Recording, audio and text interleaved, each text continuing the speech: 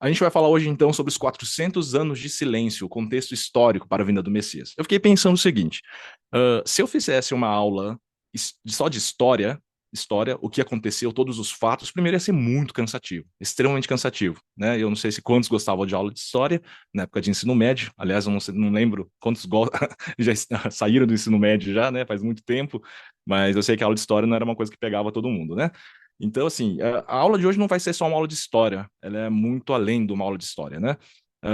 Na verdade, o objetivo dessa aula, ao final dela, pela graça de Deus, gostaria de demonstrar como que Deus move e age soberanamente ao longo de toda a história. Aliás, o cristianismo é isso, né? A gente vai falar um pouco sobre isso, mas eu tenho falado isso na escola dominical, falamos em outros módulos também. É a única religião, né? Que ele é cravado, calcado na história. Quer desacreditar o cristianismo? Desacredita a história. É isso, né? Então, assim, esse é o objetivo. Como que Deus age por meio da história? Bom, para ficar bem didático, a gente vai ter 1 hora para trabalhar essa matéria aqui, 1 hora. Eu dividi a aula em esses 5 tópicos. Os irmãos estão vendo os 5 tópicos, então vai ficar bem didático. Eu sugiro que os irmãos não percam os tópicos, né? E se acompanhar tópico por tópico, vai fazer sentido até a gente chegar na conclusão. Então vamos lá. Introdução. A introdução a gente vai ver a definição. Por que que é chamado de 400 anos de silêncio? É isso. É a definição. Vamos começar já definindo o tema de hoje. E depois, no desenvolvimento, nós temos 3 tópicos. Eu coloquei ali aliança, a construção da história dos judeus. Por que que eu coloquei aliança à construção da história dos judeus? Na verdade, é quase que um resumo do Velho Testamento. Claro aqui que eu não tenho a pretensão de, em uma aula de 1 hora, falar de todo o Velho Testamento, né? Aliás, é impossível. Mas pelo menos a gente ter um panorama geral e entender como que Deus construiu a história para fazer o plano de redenção dele dar certo. Os irmãos vão entender. Então a gente vai fazer uma recapitulação da aliança de Deus com o povo de Israel.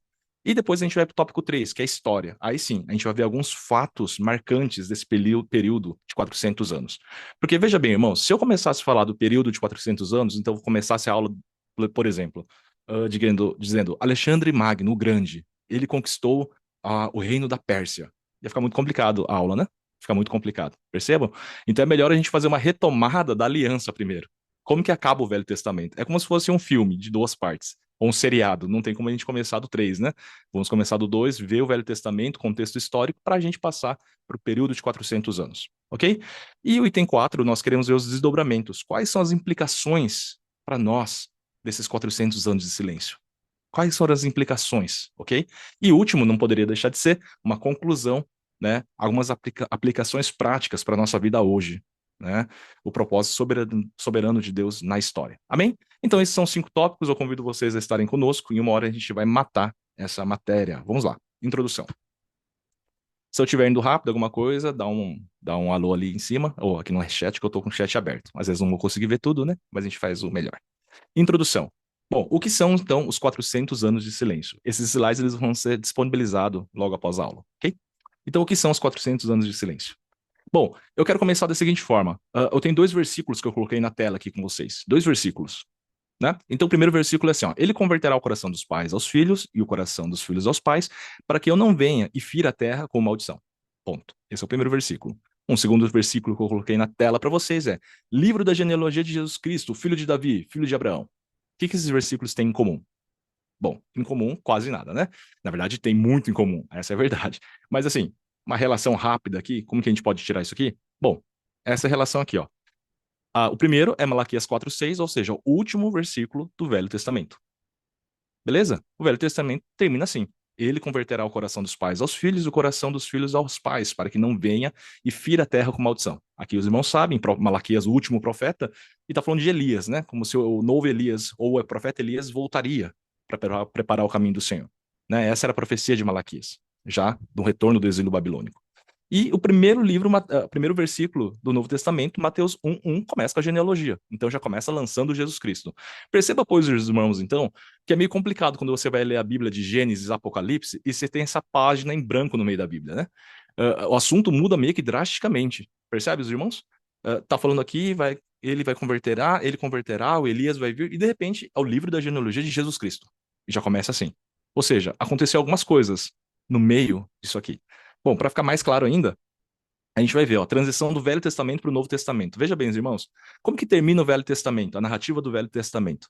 Ele vai terminar ali com o retorno do povo judeu, do exílio babilônico e a reconstrução do templo em Jerusalém. Calma, Se os irmãos estão um pouquinho perdidos aqui de história, a gente vai retomar isso aqui, né? Os pastores vão ter facilidade nessa área aqui, peço um pouquinho de paciência aí aos amados pastores e líderes, né? Mas é importante a gente construir esse raciocínio aqui.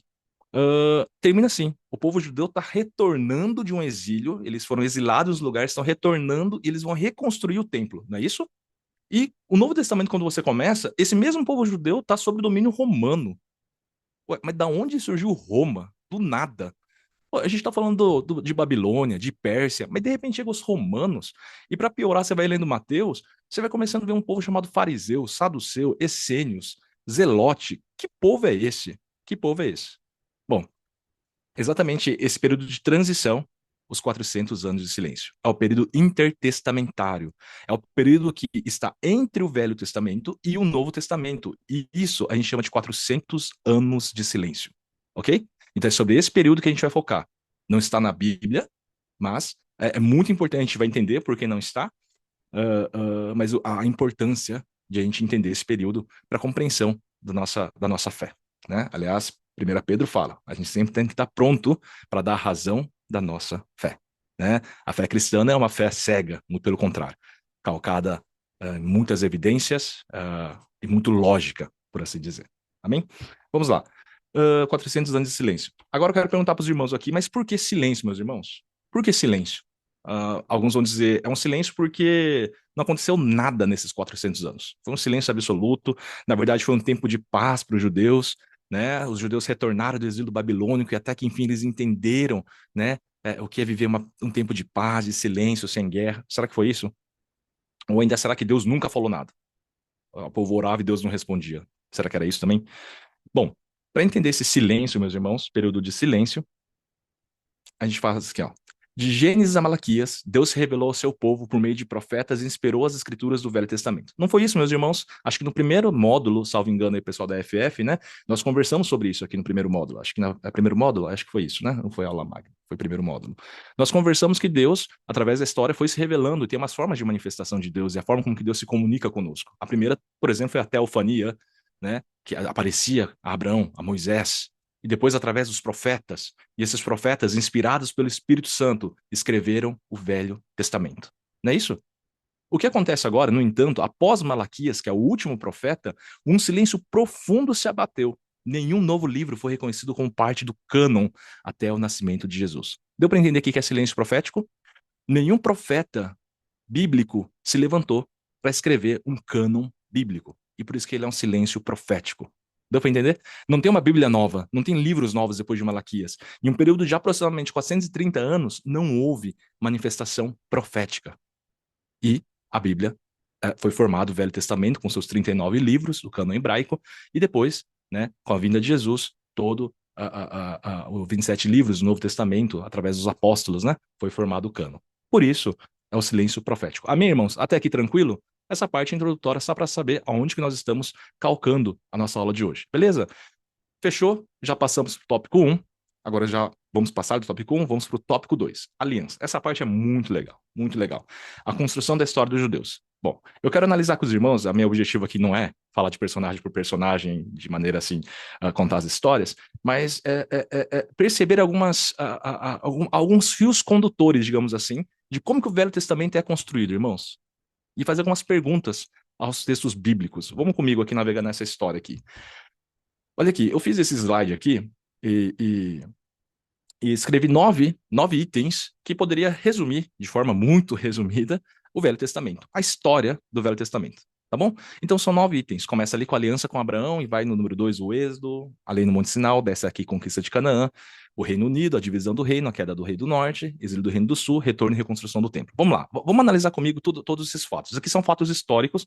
Se você pegar de Gênesis, né, até Esdras e Neemias ali, você vai ver essa história. Perfeito? Da construção do Velho Testamento. Pensa comigo. Uh, Deus soberano, meus irmãos. Agora é muito interessante isso aqui. Deus soberano, ele podia se manifestar de qualquer forma para falar conosco, certo ou errado? Poderia. Poderia ser teofônico o tempo todo, por exemplo. Mas ele escolheu, para se manifestar o seu propósito de redenção, escolheu um povo para si. E quem que ele vai escolher? Abraão. Ele começa, vamos começar com Abraão. Tem a criação, certo? né? Toda a história da criação, até Gênesis 12, e depois tem Abraão escolhido. Quem que é Abraão? Eu fico me pensando, Abraão, um cara da Mesopotâmia, no Ur dos Caldeus, né? No Ur dos Caldeus, que pastoreava seu rebanho na terra de ninguém, um nômade, né? E Deus escolhe ele e fala assim: contigo eu farei aliança e você será o pai de todas as nações. E isso é impressionante, irmãos. Isso é impressionante. Eu fico pensando, naquele tempo, Deus poderia ter escolhido para si, pensa comigo, qualquer outra nação já proeminente na época. Naquela época já tinham Sumérios, por exemplo, grande nação. A própria Babilônia estava se construindo naquela época. O Egito já existia como formação. Os babilônios, enfim. Deus poderia ter escolhido qualquer nação, mas não. Ele escolhe um rapaz nômade que pastoreava seu rebanho na terra de ninguém, hã? E fala assim: sai da terra dos seus pais, da sua parentela, e vou fazer de você uma nação. Por que Abraão? A Bíblia não diz explicitamente, mas com certeza não é por mérito dele, mas pela graça de Deus. Começa tudo pela graça, né? Tudo pela graça. Muito interessante isso. Entendeu? A história nos conta. Abraão começa então, ele sai, ele tem seu filho, né? Aí não vou falar toda a história, mas Isaac, certo? De Isaac vem quem? Jacó e Esaú. Jacó, que tem o nome mudado para Israel, e daí primeiro nome da nação, Israel. Por quê? Ele tem os 12 filhos, as 12 tribos, perfeito? Não é isso? Depois tem José, aí tem a história de José no Egito, ele é levado no Egito. Até então, pensa comigo, até esse momento da história que eu narrei, o povo de Israel não tinha uma terra. Não tinha uma terra. José está lá no Egito, os irmãos na fome vão para o Egito com o pai, certo? E José abraça os irmãos, perdoa os irmãos, e eles começam a construir a sua família ali, a família de Israel, lá na terra do Egito, ou seja, em terra estrangeira, não era nem terra deles. E diz a Bíblia que eles ficam 400 anos ali. Só que no final desses 400 anos, né, muita perseguição pelo próprio povo do Egito.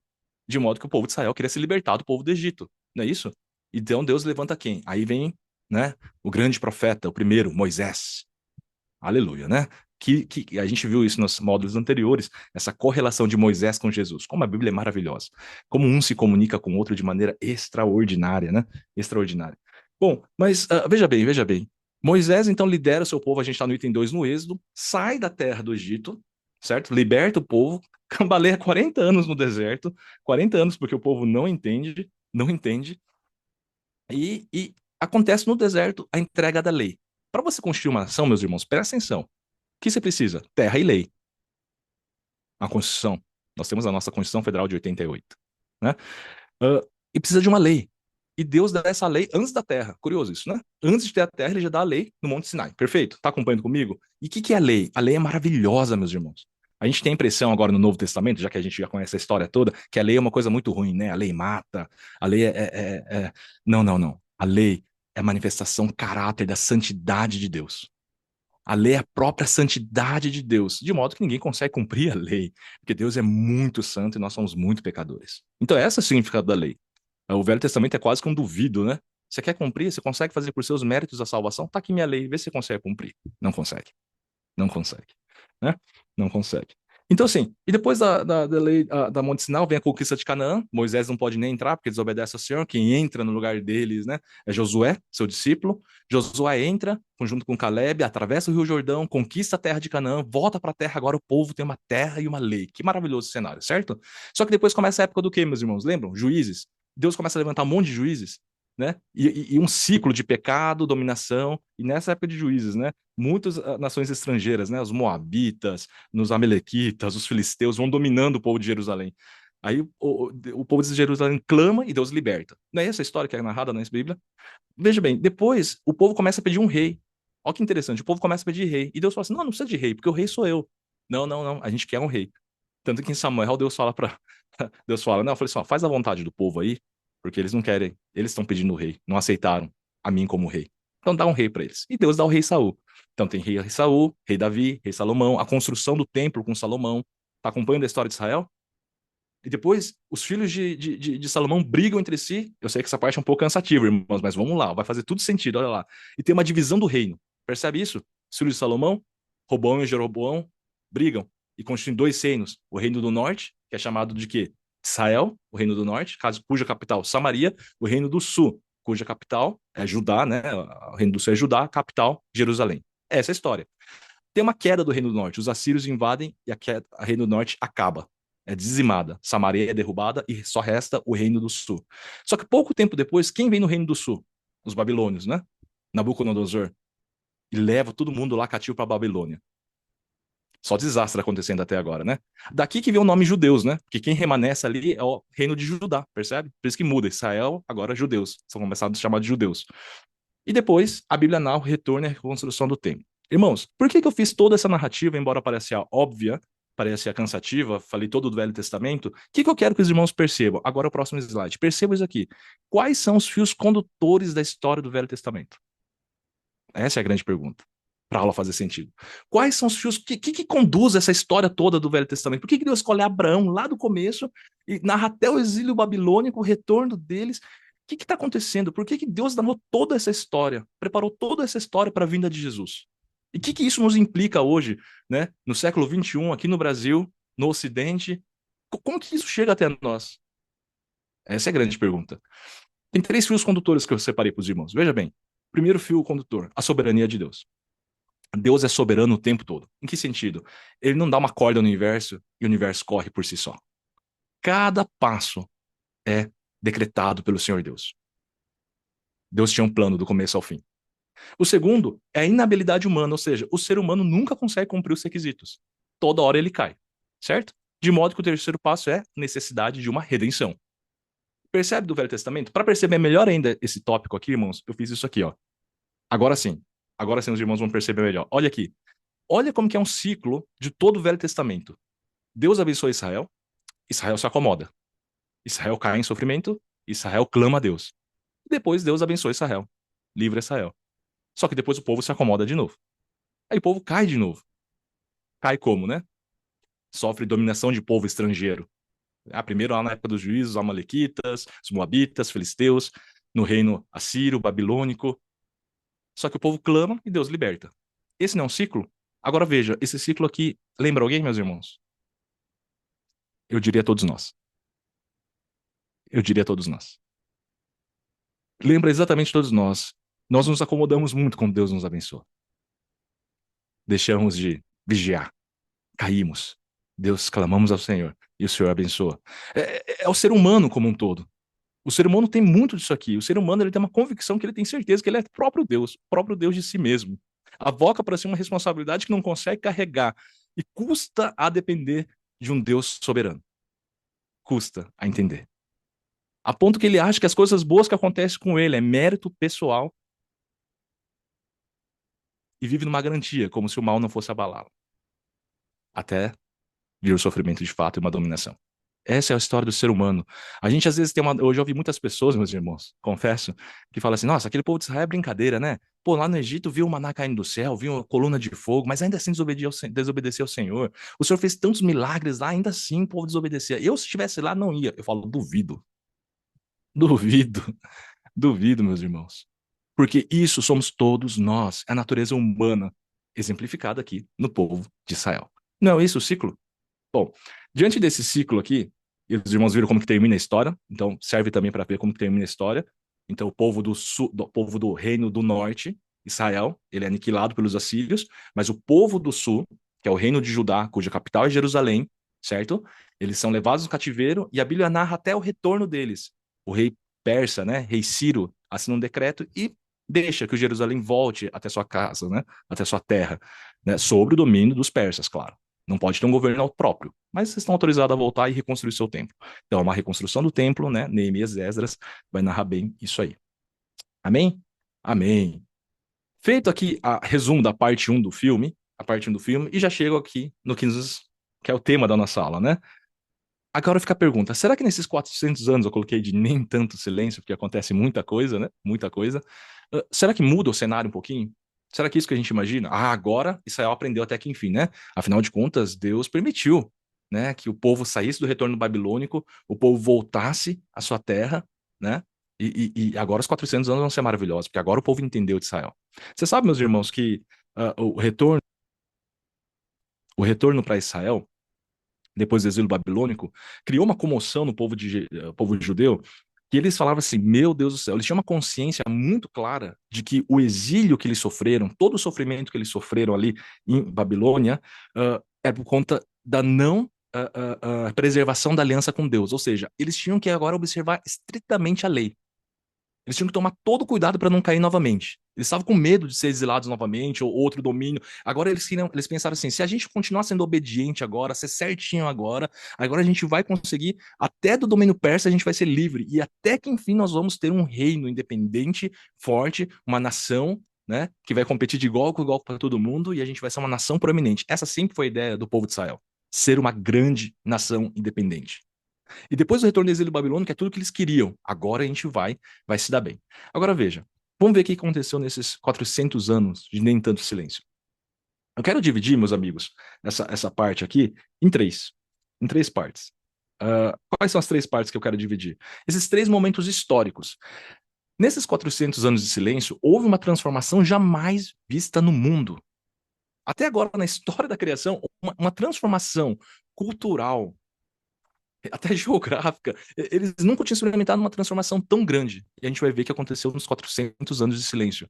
E eu dividi aqui, para ficar um pouco mais fácil, em três momentos históricos bem distintos aqui. Primeiro momento que a gente quer ver com vocês, domínio grego e helenização. Perfeito? Domínio grego e helenização. O segundo momento que eu dividi para vocês, eu coloquei de revolta dos macabeus e período Asmodeu. E o último, domínio romano. Bom, aí já está chegando perto da vinda de Cristo no domínio romano, né?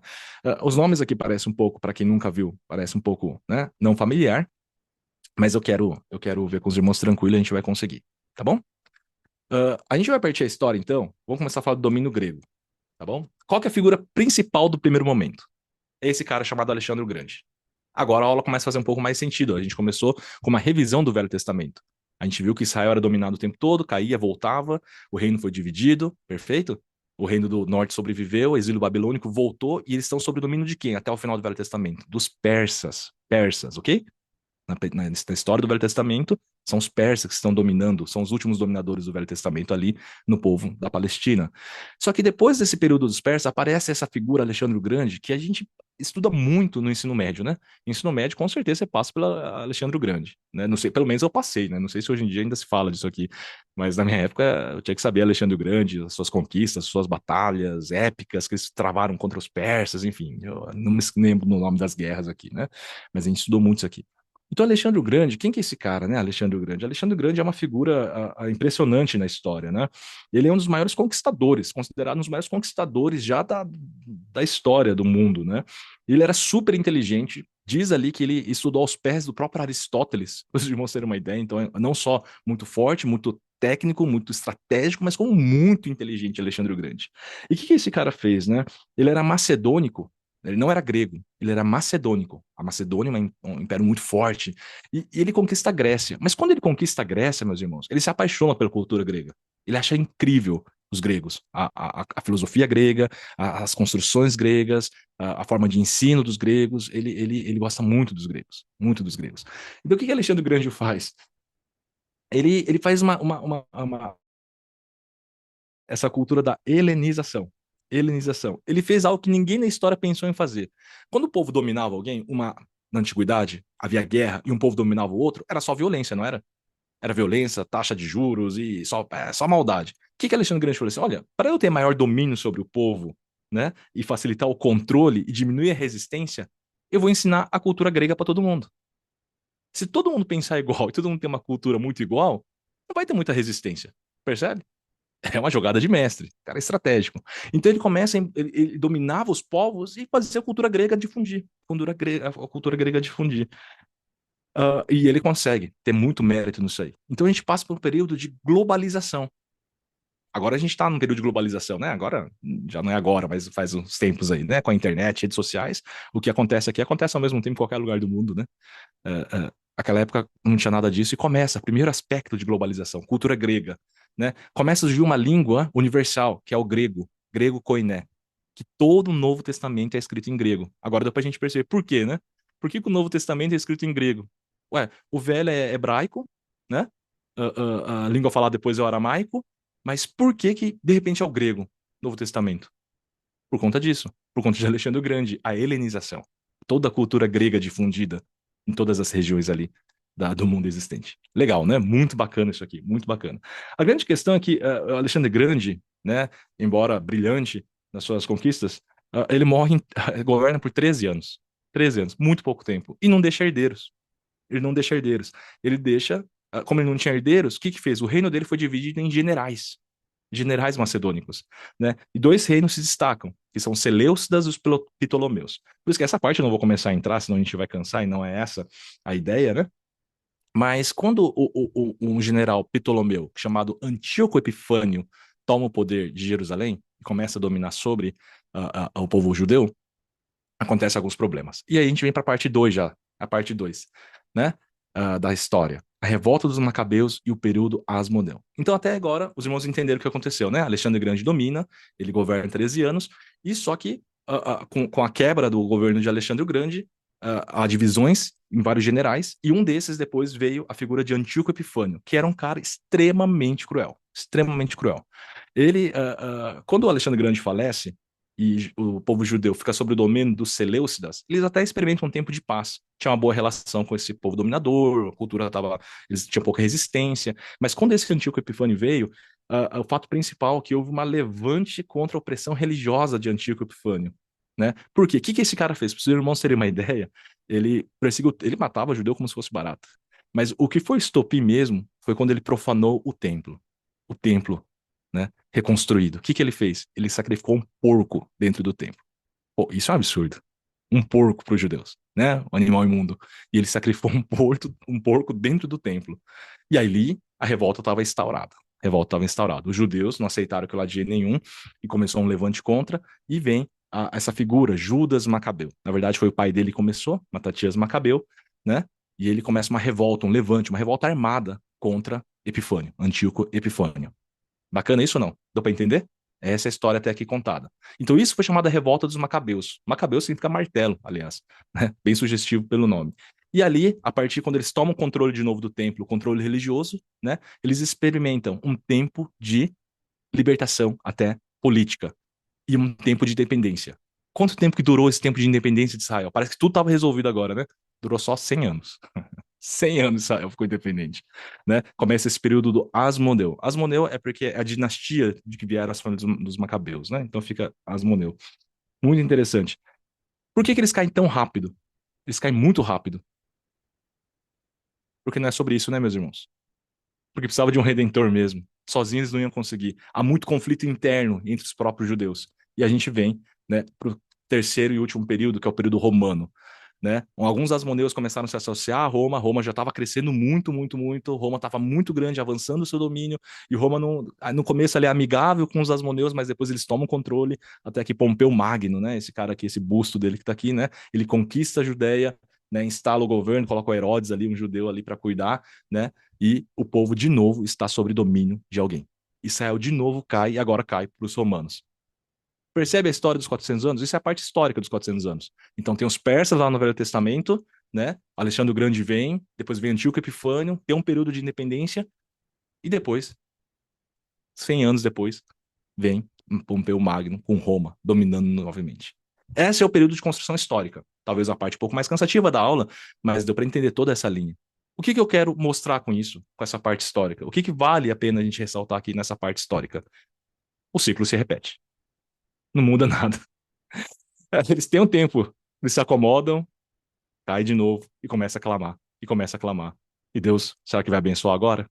Entende isso, meus irmãos? A história de Israel é tudo sobre a história de Israel completa, desde de Gênesis até o final desses períodos de 400 anos, é um clamor de que o ser humano não consegue se não vier um redentor de cima para baixo. Por nós mesmos, nós não cumprimos. A grande diferença do cristianismo com as demais religiões exatamente aqui, meus irmãos. Porque todas as outras religiões, para você ter o aspecto de salvação, de uma vida eterna, de um harém, sei lá, de qualquer uma, como que chama? Reencarnar com o espírito melhor, enfim, qualquer coisa que você faça para merecer essa premiação de um ente divino, você precisa fazer um esforço de meritocracia, uma série de ações que você faz merecer um reino celestial. O cristianismo é a única que tem a prerrogativa de que a salvação é de cima para baixo. É o Senhor que nos amou e nos escolheu, e com seu amor nos libertou e nos amou, enquanto ainda éramos mortos em nossos pecados e transgressões. Efésios 2. Maravilhosa a história do cristianismo. É maravilhoso como que Deus opera a sua soberania ao longo da história. É maravilhoso, meus irmãos. É de arrepiar. Por isso que a Bíblia é o livro mais maravilhoso do mundo. Não há nada que se compare às Escrituras. Nada, nada, nada. Um livro escrito, né, por mais de 40 autores, num intervalo de 1.500 anos, que conversam desde Gênesis até Apocalipse de maneira imensurável, inacreditável. Gênesis 1 começa falando, né, dos filhos, que a Trindade formou os céus e a terra em comunidade, em trindade. Jesus estava lá na criação. Quem fala isso é o próprio João 1, não é isso? João 1 fala assim: no princípio era o Verbo, e o Verbo estava com Deus, e ele era Deus. Jesus era ativo, era agente ativo na criação. Gênesis 1 já fala de Jesus. O final de Malaquias fala sobre aquele que vai preparar a vinda de Jesus. O Mateus 1 fala sobre Jesus. E o último livro que é Apocalipse vai falar que a paz de Jesus esteja com vocês. O livro todo é sobre Cristo Jesus. O livro todo é um personagem só. Cristo Jesus, o Messias, o Salvador. Isso é maravilhoso. Isso é maravilhoso. Maravilhoso. Eu fico empolgado, meus irmãos. Quando eu vejo isso aqui, eu fico empolgado, fico doido. Eu fico doido. Eu falo assim, a Bíblia foi inventada por homens. Eu falei, nossa, é um gênio quem consegue escrever isso aqui. 40 autores diferentes, 1.500 anos, os caras não se contradiz, consegue escrever uma história harmônica do começo ao fim. Tem que ser. Acho que nem o chat GPT, acho que não, né? Nem o chat GPT tem capacidade de fazer isso aqui. Bom, vamos lá. Penúltimo tópico, os desdobramentos disso aqui. Irmãos, quais são as implicações, então, do período de silêncio? Então, nós vimos até agora o povo de Israel, a história se repetindo. E quais são as implicações práticas que nós podemos tirar disso aqui? Eu separei três para os irmãos, tá bom? Três implicações práticas. Vamos lá. Três desdobramentos do silêncio. A diferença dos cânons. Esse aqui vai pegar um pouquinho, né? Esse aqui vai ter um pouquinho de paciência dos irmãos, ok? A diferença dos cânons. As quatro classes judaicas. Eu quero rapidinho só citar para os irmãos em que período, como que eles surgem, né? E depois o caminho está preparado, ok? E depois nós vamos já encerrar a aula. Talvez eu nem vou usar uma hora da aula. Vamos ver, né? Nunca, quando o professor fala isso, nunca dá para acreditar, né? Mas tudo bem, vai lá. Então, os três desdobramentos aqui do silêncio, tá bom? Vamos começar com a diferença dos cânones. Irmãos, olha a diferença dos... O que é cânon? Bom, para quem não está muito habitualizado, né? Cânon significa régua, uma régua de medir. Cânon são os livros da Bíblia. Os irmãos sabem, bem sabem que nós, né, protestantes, nós temos 66 livros da Bíblia, certo? 39 no Velho e 27 no Novo, certo? Não é isso? Esse aqui é o nosso cânon. Olha o cânon católico. Você fazer uma comparação aqui, eu deixei bem a grosso modo aqui, só para a gente ver junto. Os irmãos percebem que o cânon hebraico é igual. As duas Bíblias têm exatamente as 39 livros, né? Claro que no hebraico a ordem é diferente, né? A gente organizou de uma maneira diferente, mas os livros são exatamente os mesmos. Os 27 livros do NT são exatamente os mesmos, né? De Mateus a Apocalipse. Exatamente os 27 livros do Novo Testamento. O cânon católico também vai apresentar isso aqui. A grande diferença está que nos livros católicos, eles têm 7 livros que nós chamamos de apócrifos, embora eles mesmos denominem deuterocanônicos, tá certo? Eles têm 7 livros a mais que contêm o Velho Testamento deles, somando 44 livros. São esses 7 livros aqui: Tobias, Judite, Sabedoria, Eclesiástico, Baruque, 1ª e 2ª Macabeus, tá? E também tem acréscimos no livro de Daniel e de Esther, né? Tem alguns acréscimos. Qual que é a diferença daqui? Por que eles têm 7 livros apócrifos? E por que eu coloquei essa questão de cânon, uma questão até técnica, né, ou até curiosa, digamos assim, quando a gente está falando sobre 400 anos de silêncio? Por que será que eu estou falando disso, né? Porque, veja, só nós protestantes podemos falar que houve 400 anos de silêncio. Os católicos eles não falam isso. Porque para eles houve voz profética, tá vendo? Deu para entender agora? Fica claro isso? Porque eles colocam, esses 7 livros apócrifos foram escritos exatamente nesse período de 400 anos. Os 7 livros foram escritos num período de 400 anos. Portanto, né, para a Igreja Católica, isso eles colocaram em 1546, no Concílio de Trento, né, então, recente, não que eles colocaram, mas eles bateram o martelo que esses 7 são livros canônicos, ou deuterocanônicos, ou seja, um segundo cânon, né, que foram escritos exatamente nessa época dos 400 anos de silêncio. Então, eles acreditam que não houve silêncio profético nesse sentido. Deu para entender, irmãos? Sim? Estão comigo? Estão comigo? Ok. Por que eu estou escrevendo isso aqui? A diferença. E por que então, a grande pergunta que talvez fique na nossa mente é por que nós, protestantes, nós não pegamos esses 7 livros? Essa é a resposta que nós temos que ter, né? Para dar razão da nossa fé. Bom, vou dar algumas razões. A primeira grande razão que eu daria, e seria, ao meu modo de ver, suficiente, é porque o próprio povo judeu, eu vou repetir com calma para os irmãos entenderem, o próprio povo judeu, eles mesmos falam que O cânon no Velho Testamento, os 39 livros já está fechado. Começa por aqui. Quando Jesus, você vê que Jesus veio para fazer seu ministério, né? Em João a gente vai ver muito isso, que eles mesmos, Jesus apresenta os 39 livros já prontos. Jesus tinha esses 39 livros na mão. Exatamente esses 39. Jesus não tinha os outros 7. Porque o cano estava fechado. Agora veja bem, vou colocar um versículo aqui para explicar o que eu estou querendo dizer. Eles são israelitas, a quem pertencem a adoção, a glória, as alianças, a legislação, o culto e as promessas. Romanos 9:4. Paulo dizendo isso aqui. Olha o que o apóstolo Paulo diz. Eles são israelitas, e eles pertencem à adoção, a glória, as alianças, a legislação, o culto e as promessas. Ou seja, Deus deu a lei para o povo de Israel. Ponto. E o povo de Israel está falando que está fechado. Ponto. Não cabe mais nada aqui. Então, esse é o argumento. Tá. Vamos passar para outros pontos. Perceba, os irmãos, que eu estou falando da helenização, certo? Adivinha em que língua foram escritos os 7 livros apócrifos? Hebraico ou grego? Grego. Grego, claro. Não foi escrito em hebraico. Hebraico se perdeu lá na época do exílio da Babilônia. Os babilônios falavam aramaico. Então, o hebraico já se perdeu. Esses 7 livros apócrifos, ele vem tudo em grego. Você acha que o judeu, né? Os mestres da lei, que estavam tão preocupados em preservar a lei, porque eles não queriam errar. Lembra que eu falei isso? Que eles estavam preocupados em preservar a lei. Você acha que eles vão aceitar agora os livros apócrifos? Não, não, pode botar aqui. Claro que não. Óbvio que não. Óbvio que não. Mas eu durei outras razões. Eu vou colocar aqui, eu acho que eu coloquei, salvo engano, aqui 2 versículos interessantes. Só que os versículos são dos apócrifos mesmo. Olha esse versículo aqui de 1 Macabeus 9:27. Irmãos, antes de ler esse versículo, eu não estou fazendo nenhum ataque aos católicos. Nada disso. Nada disso. Eu estou querendo falar da revelação da palavra das escrituras, do sola escritura, o tanto que a gente tem defendido isso aqui. Mas olha 1 Macabeus 9:27. Assim o povo de Israel, já sem profetas, passou a viver uma situação difícil e não houve mais orientação divina. Aqui está uma contradição deles mesmos. Você vê que o próprio autor de Macabeus, ele sabe que ele não está escrevendo um livro inspirado. Ele fala assim, olha, o povo de Israel não tem mais profeta. Ele passou a viver uma situação difícil, porque não há mais orientação divina, ou seja, não é mais profetas. Ou seja, há uma contradição aqui de técnica, né? Como que você fala isso? Quando você bota um livro e fala que ele é inspirado por Deus, mas se o próprio livro fala assim, olha, a gente está vivendo uma época que não tem profeta. Interessante isso, né? Agora, o mais profundo não é isso aqui que eu acho. O mais profundo ainda, eu acho isso aqui, ó.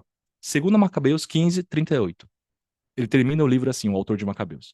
Se, portanto, alguém escreveu mal, ou se a narrativa não está bem ordenada, que seja desculpado, porque a história que está escrita é uma narração verdadeira, mesmo que por descuido não tenha sido exposta da melhor forma. Irmão, você já viu algum livro da Bíblia pedindo desculpa por ter escrito mal? Imagina o profeta João, ó, eu tenho a revelação de Apocalipse, aí no final ele fala, olha, desculpa se eu não consegui me expressar bem, não é bem isso, os irmãos têm... Irmãos, não existe isso. Todos os 66 livros inspirados na palavra, inspirados pelo Espírito Santo, todos os autores, 66 livros, os autores canônicos, eles sabiam exatamente por que estava escrevendo, sobre a orientação do Espírito Santo, de modo que a sua palavra escrita era inerrante, suficiente e infalível. Isso é maravilhoso. O autor de Macabeus, ele pede desculpa. Então, você vê que o próprio autor de Macabeus, ele não tem a pretensão nenhuma, zero, de criar a escritura. De criar a escritura. Fora isso, meus irmãos, não bastasse, nas aulas anteriores que nós tivemos aqui em nossos encontros, nós estudamos que a palavra do Senhor é o quê? Inerrante, suficiente, inerrável, infalível. Não é isso que nós estudamos? Lembra que a gente falou que o livro, escritura, é inerrável, ou seja, ela não contém erros. Os livros apócrifos, os irmãos podem perceber, se estudarem a fundo, que tem erros geográficos, erros de linguagem, erros de datação, além de histórias, às vezes fabulosas, como Daniel enfrentando um grande dragão, algo que não condiz muito com a escritura. E o principal, né? Doutrinas que não estão, não se coadunam com toda a escritura como um todo, como a oração pelos mortos, etc. Né? Então tá aqui o grande motivo pelo qual nós não temos os livros apócrifos. Nós cremos na revelação dos seus profetas do Antigo Testamento. Então, o grande silêncio que houve em 400 anos faz todo sentido para nós. Amém? Muito interessante isso aqui. Muito interessante. Muito interessante. Irmãos, a segunda implicação que eu queria trazer para os irmãos, as 4 classes judaicas. Olha o surgimento dessas 4 classes judaicas: os fariseus, saduceus, essênios e zelotes. Os irmãos, eu falei para os irmãos que no Velho Testamento os irmãos não vão encontrar nada disso aqui. Nada. Nenhum desses 4 classes dos judeus. Esses judeus, Eles aparecem exatamente nesses 400 anos. Nesse período em que todo mundo queria preservar a lei, uma expectativa messiânica, vamos cumprir a lei. Só que cada classe tinha seu jeito de interpretar, sua expectativa. Então, os fariseus eram um grupo influente que enfatizava a lei, a tradição oral. Então, eles acreditavam na Torá escrita, na Torá oral, na tradição oral. Acreditavam na ressurreição e na vida após a morte. Então, eles acreditavam em ressurreição. Perfeito? Legal, né? Esses são os fariseus. É o grupo que mais Jesus debate. Mais Jesus debate, são os fariseus. Certo? Chamam deles de hipócritas, né? Fazem toda a religiosidade por fora, mas dentro estão como sepulcros caiados, né? É interessante essa fala de Jesus. O segundo grupo são os saduceus. A diferença de saduceus e fariseus é aqui, ó. Os saduceus eram mais aristocráticos, eles eram minoria, irmãos. Eles eram minorias. Mas eles eram ligados a sacerdócio. Então eles dominavam o templo. Os fariseus, né? Tá ali no povo ensinando, mas quem dominava o templo mesmo eram os saduceus. Eles aceitavam só o Pentateuco, não as rejeitavam, não acreditavam na tradição oral, e outra, não acreditavam na ressurreição. Eu não coloquei aqui ainda, mas eles não acreditavam, por exemplo, em anjos. Sabe algumas coisas curiosas que eu lembrei agora? Você vai ler Atos dos Apóstolos, aí a gente está estudando isso na escola dominical, né? Aqui em Campo Grande. A gente vai ler Atos dos Apóstolos, aí tem a segunda perseguição dos cristãos, né? Dos apóstolos de Jesus. Aí eles são presos. Aí quem prende eles lá na cadeia são os saduceus, porque eles estão dominando o templo, né? Então os saduceus prendem os discípulos. Tem gente que tá riscando meus slides aqui. Produção, depois você dá uma olhada aqui. Não sei quem tá riscando meus slides. Ah, não, saiu. Mas quem domina o templo são os saduceus. Os saduceus dominam o templo. E os saduceus, quando eles dominam o templo, meus irmãos, eles prendem os discípulos. Eles prendem os discípulos. O que narra lá em Atos 5? Os discípulos são presos, só que um anjo do Senhor vem e liberta eles. Não é isso que narra? Aí os discípulos saem, já estão ensinando no templo de novo. Aí os caras falam, mas quem que libertou vocês? Foi um anjo. Ou seja, os saduceus não acreditavam em anjo e Deus manda um anjo para libertar eles. É muito engraçado, sabe? Chega a ser assim, é muito legal, cara. É muito legal, né? E outra coisa que eu quero buscar aqui, como que a Bíblia é muito interessante, olha o que os saduceus não acreditavam. Ressurreição. Ressurreição. Agora pensa vocês, irmãos, alguns dizem assim que a morte de Jesus, a ressurreição é uma mentira, que não tem evidência da ressurreição de Jesus, certo? Então, o que os ateus, ou quem não acredita na ressurreição de Cristo, eles debatem e argumentam? Não, com certeza, eles pegaram o corpo de Jesus, roubaram o corpo de Jesus e inventaram uma história de que Jesus ressuscitou. Então, isso que eles vão falar. Basicamente é isso, claro que tem suas variáveis, mas essa é a argumentação deles, né? Esconderam o corpo, sumiram com o corpo e Jesus ressuscitou. Pensa vocês, irmãos, se vocês são discípulos, você sabe que a classe dominante do templo não acredita em ressurreição, você vai inventar que Jesus ressuscitou? Não faz sentido nenhum você fazer essa teoria. Entende? Entende o que eu tô falando? Você vai ter que inventar uma história que Jesus, né, que morreu, mas ele ressuscitou. Então vamos inventar que ele ressuscitou. Mas ninguém acredita na ressurreição. Por que eu vou inventar essa história? Não faz sentido nenhum. A ressurreição de fato aconteceu. De fato, é um fato histórico a ressurreição de Cristo Jesus. Muito interessante a gente pegar esses detalhes, né? Esses detalhes. Os essênios, irmãos, eram um grupo monástico, eles se isolavam em comunidades, eles não queriam saber muito da participação com o pessoal, ficava mais excluído, né? Alguns diziam, não há fonte cravada, né? Mas que João Batista poderia ser um essênio. Lá, vestia de pele de carneiro, ficava lá, né, de camelo, ficava ali no deserto, mel silvestre. Poderia ser um essênio, né? Ou adepto a essa classe. E os zelotes, a gente tem um zelote como discípulo, né? Simão Zelote. Quem assiste aquele será The Chosen, eu não assisti tudo ainda, né?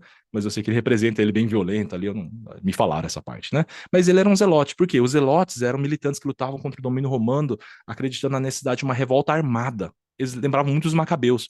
Não, a gente tem que pegar em arma e partir para cima de Roma de novo. Essa é a única solução para ter libertação. Entende? Então você vê que cada um. Por que eu trouxe essas quatro classes judaicas? Surgiram nesse tempo dos 400 anos, nesses conflitos internos dos asmoneus. Cada um tinha uma expectativa messiânica. A gente tem que fazer exatamente assim para que Jesus volte. Na hora que a gente conquistar, de se livrar de Roma através das armas, Jesus vai voltar. Na hora que a gente cumprir a lei, Jesus vai voltar. Na hora que a gente viver uma vida como os essênios, Jesus vai voltar. Cada um tinha uma expectativa da volta do Messias. Mas a expectativa era grande. Muito interessante, né? É nesse cenário que surgem, então, esses quatro classes judaicas. Bom, e o terceiro desdobramento, e a última aqui que eu quero colocar, é que o caminho está preparado. Como assim, meus irmãos? Olha o que aconteceu. Lembra que eu falei que é uma transformação nunca vista na história? É isso que eu falei? Olha aqui, a unidade da língua e da cultura. Nunca aconteceu isso. Grande parte da nação existente falava o grego koiné. Era muito mais fácil você escrever e todo mundo entender. Para o evangelho se espalhar, como se espalha em Atos dos Apóstolos, imagina se cada um falava a sua própria língua. Então, havia uma unidade cultural. Todos os livros escritos em grego-koiné, de modo que todo mundo, ou tinha alguém para interpretar, pelo menos, falar e conversar sobre. As estradas romanas, a gente estava vivendo uma época de Pax Romana. Pax Romana era uma época que Roma, a Pax mesmo, né?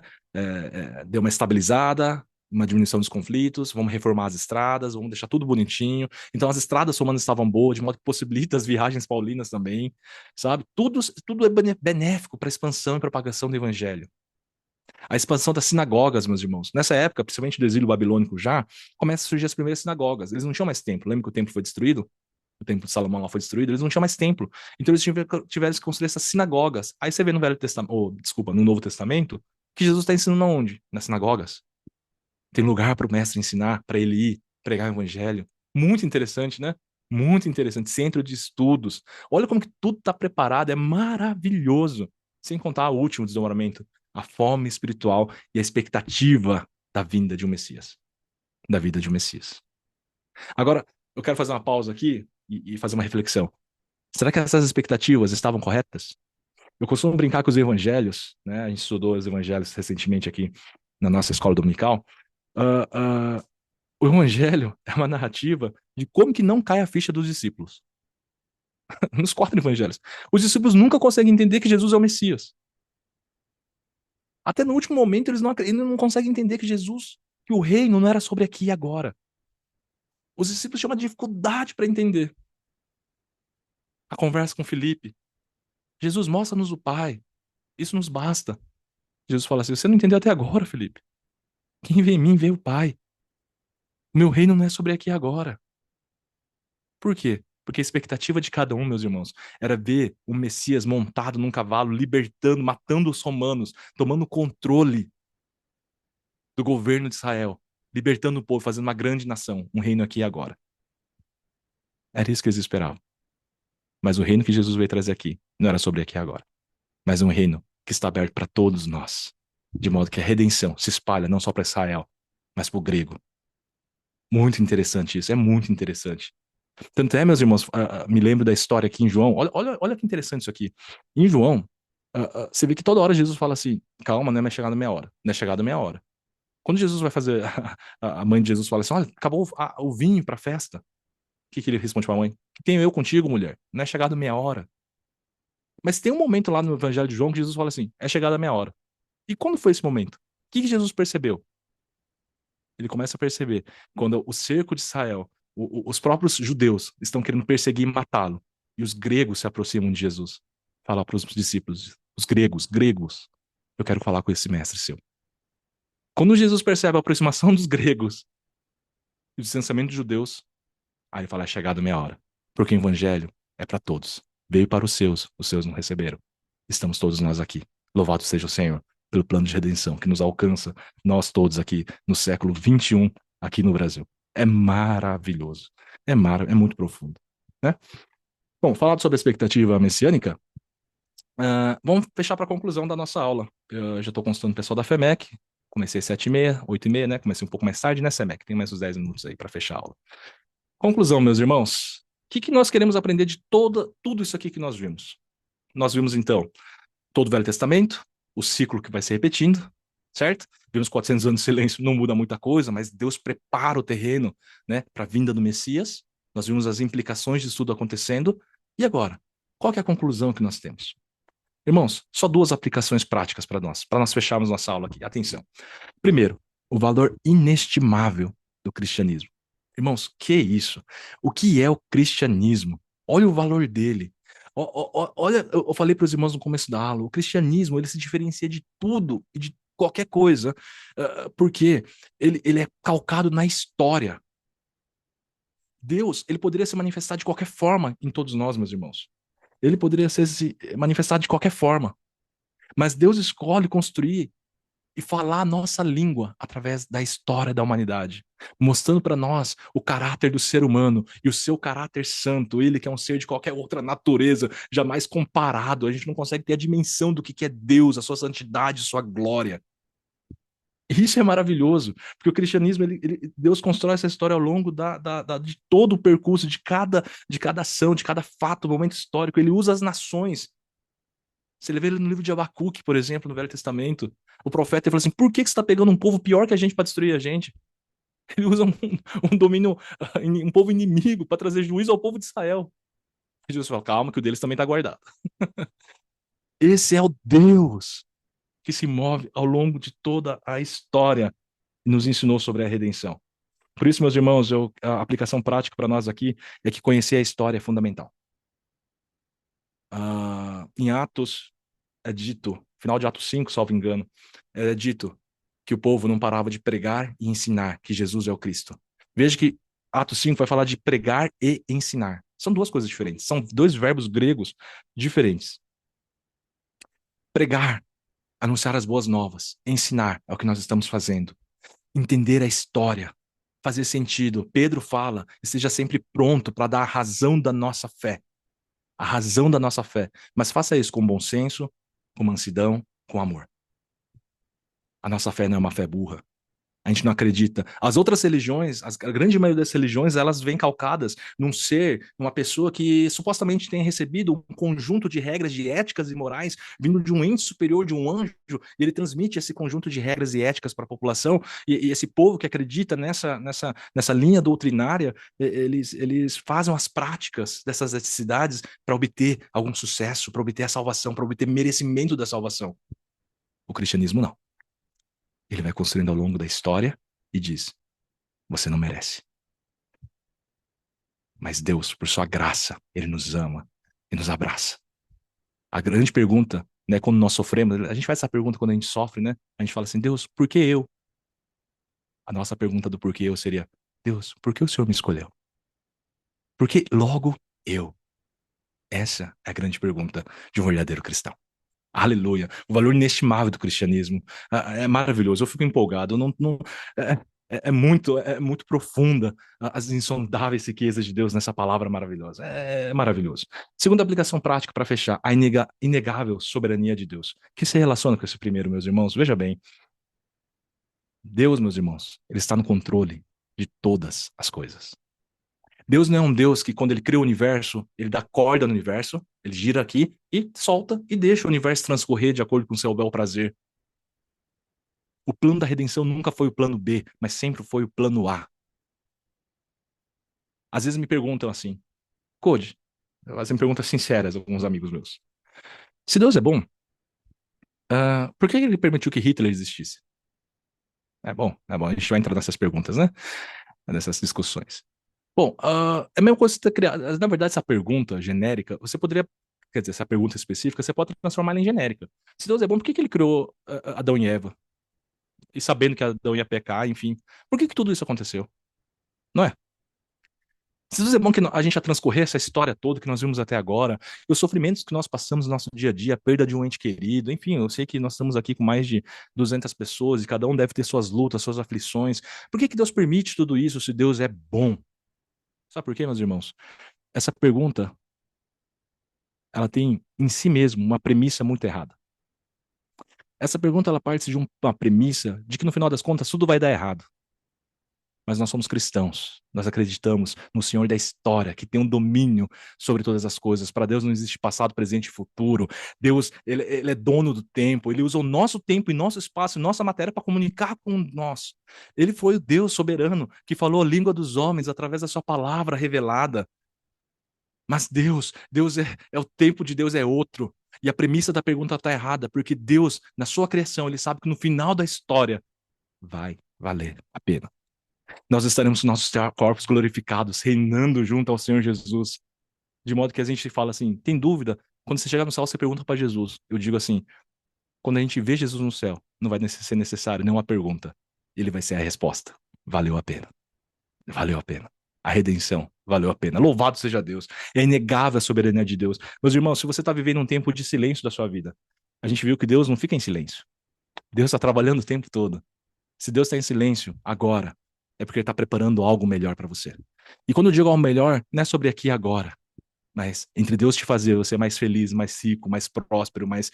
Não, e fazer você santo, Deus está te escolhendo fazer você ser mais santo, porque um dia você estará com ele. Essa é a aplicação prática para nós. O Senhor Deus, que domina sobre toda a história, sobre todo o universo, é o mesmo que nós podemos chamar de Pai. Aleluia, louvado seja Deus, que tempo maravilhoso. Eu quero terminar com uma oração e devolver a palavra aí para o Alex. Vamos orar? Pai, obrigado por essa aula maravilhosa. Obrigado, Senhor, pela história da redenção. Obrigado porque tudo quanto o Senhor fez é maravilhoso e nada sai do controle das tuas mãos, ó Pai. Senhor, nos ajuda a aprofundar na tua palavra, na tua escritura. Enche-nos com teu Santo Espírito para que possamos ser cada vez mais cheios da tua palavra, a fim de que apenas o seu nome seja glorificado. Nós temos tudo, Senhor, porque nós temos o Filho. Em nome de Jesus. Amém.